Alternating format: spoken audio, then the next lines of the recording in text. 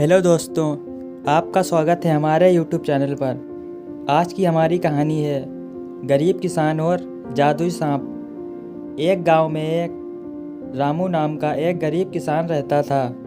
वहां पर 2-3 साल से बारिश नहीं हुई थी, जिस वजह से वहां की सारी ज़मीन सूख चुकी थी।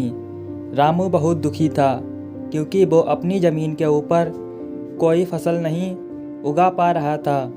गर्मी का मौसम था।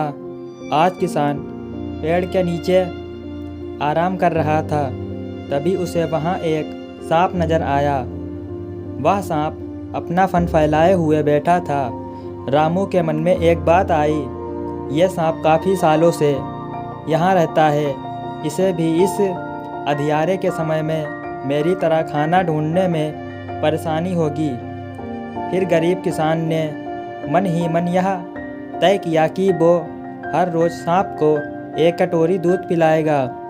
अगले ही दिन किसान एक कटोरी में दूध ले आया और सांप के बिल के पास रखकर कहने लगा, है नागराज, आपको मेरा प्रणाम।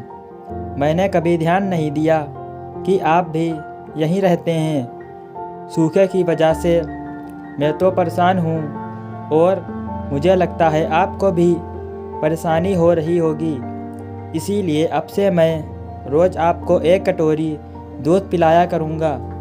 ये बोलकर किसान ने वो कटोरी वहीं छोड़ दी और वहाँ से चला गया। अगले दिन सुबह जब वो कटोरी लेने वापस आया तो उसने देखा कि कटोरी में कुछ चमक रहा है।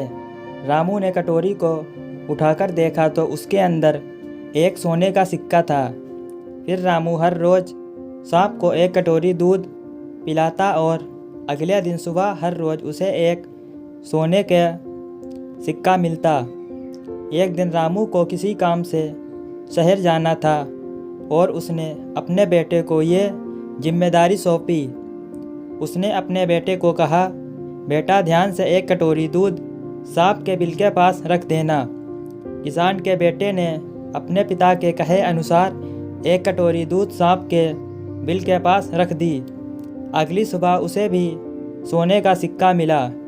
उसके बेटे ने सोचा कि यह सांप तो बड़ा कंजूस है, ज़रूर इसके पास बहुत सारे सोने के सिक्के होंगे, लेकिन यह तो हर रोज़ बस एक ही सिक्का देता है। अगर मैं इसे मार दूं तो मैं इसके सारे सोने के सिक्के ले सकता हूं।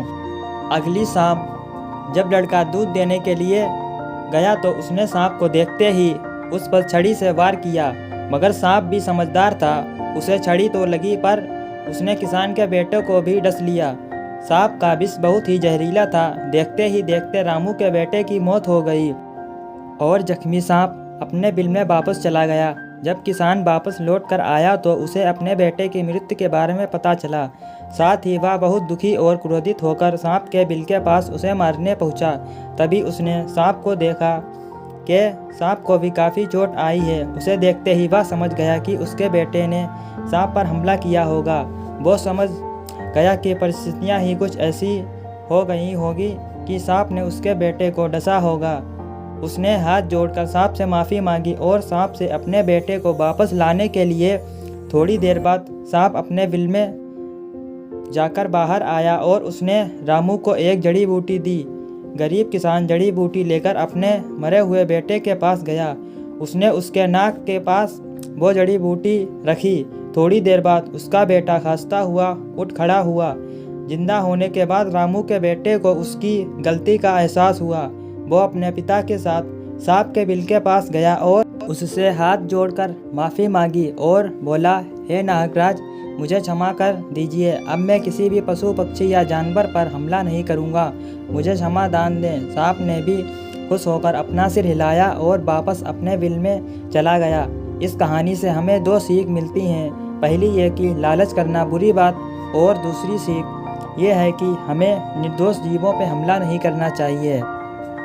दोस्तों, अगर आपको यह कहानी अच्छी लगी हो तो वीडियो को लाइक और चैनल को सब्सक्राइब ज़रूर करें। चलिए मिलते हैं अगली एक और न्यू कहानी में।